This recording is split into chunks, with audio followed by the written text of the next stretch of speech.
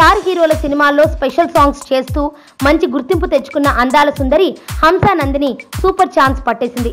బాబీ దర్శకత్వంలో young tiger NTR చేస్తున్న సినిమాలో నటించే అవకాశం అందుకుంది.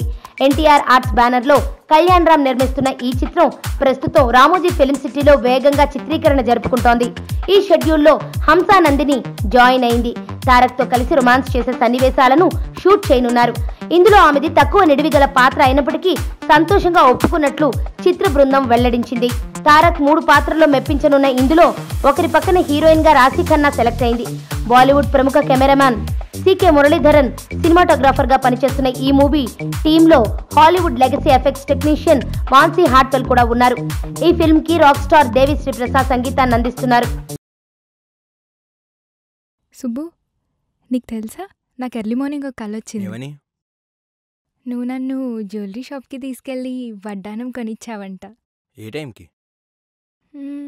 గుర్తులేదు సుబ్బు, 5కి అనుకుంటా. అదే మరి 5కి మీ బాబు వచ్చి బిల్లు కట్టినట్టు నాకు కాల్ వచ్చింది.